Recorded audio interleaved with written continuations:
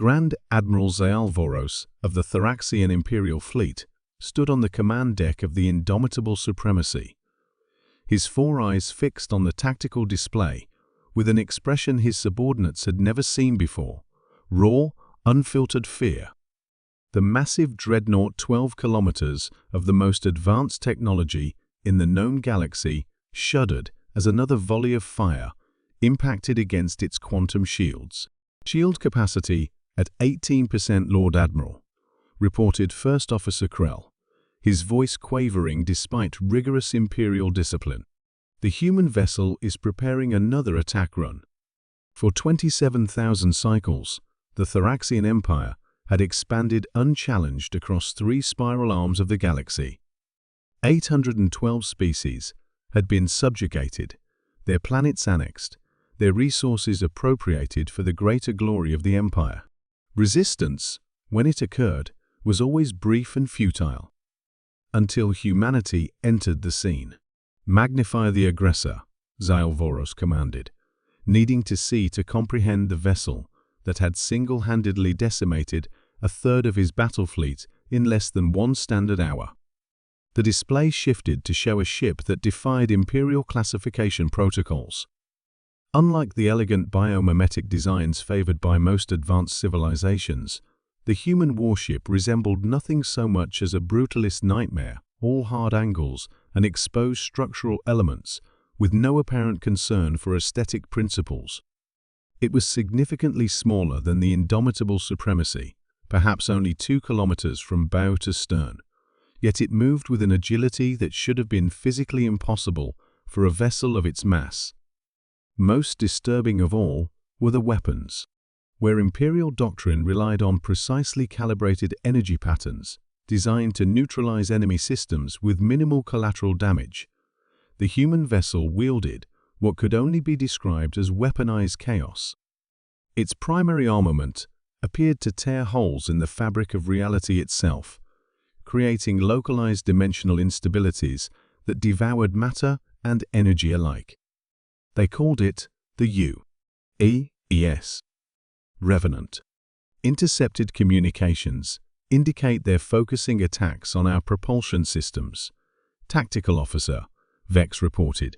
Analysis suggests they're not attempting to destroy us, but to leave us stranded in this system. Why? Demanded Zalvoros. They clearly possess the capability to obliterate this vessel. Why strand us instead?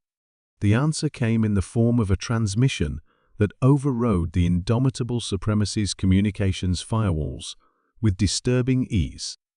This is Captain Alexandra Reyes of the United Earth Naval Vessel Revenant, announced a human female, her face appearing on the main view screen.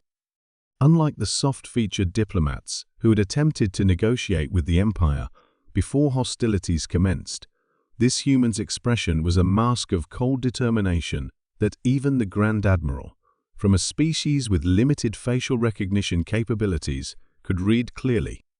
Your vessel has been disabled and your escort fleet neutralized, she continued. As the ranking Imperial officer in this sector, you are hereby informed that the independent colony world of Avalon is now under Earth's protection. You will withdraw all Imperial forces from this system immediately. Zalvoros bristled at the human's audacity. This is Imperial territory, claimed through right of conquest 12 cycles ago. Your interference is an act of war against the Thraxian Empire. Zalvoros bristled at the human's audacity. This is Imperial territory, claimed through right of conquest 12 cycles ago. Your interference is an act of war against the Thraxian Empire. The human's expression didn't change, but something in her eyes, something ancient and predatory, sent an involuntary shiver through the Grand Admiral's exoskeleton. Let me be perfectly clear, Admiral, Captain Reyes replied. There will be no conquest of Avalon. There will be no subjugation of its people. The Empire's expansion ends here. You speak as if a single vessel, no matter how formidable, could halt the might of an empire that spans 1,000 worlds, Zalvoros retorted, though with less conviction than he would have liked.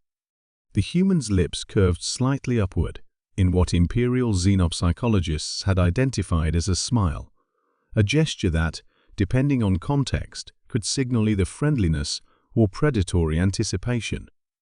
In this case, Zaalvoros suspected the latter. "The Revenant is merely a messenger, Admiral," she said. "The first of its class, sent to deliver a very specific communication from Earth to your Empire." The tactical display suddenly updated, showing anomalous energy readings at the system's heliopause.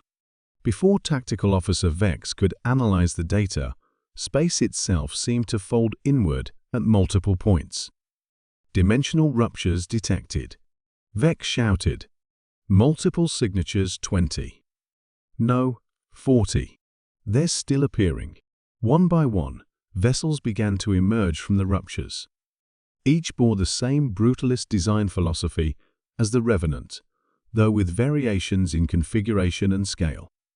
Within moments, the tactical display showed over 100 human warships arranging themselves in a formation that effectively surrounded the system.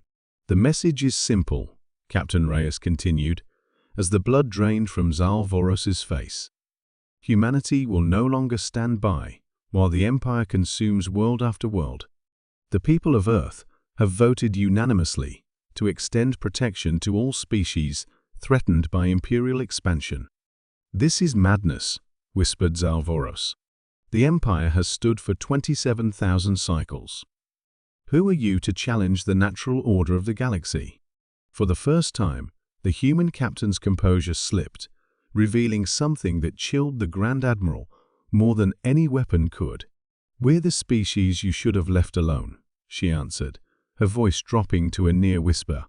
"When your forces annexed the Proxima Centauri colony last cycle, you didn't just attack humans, you attacked human children.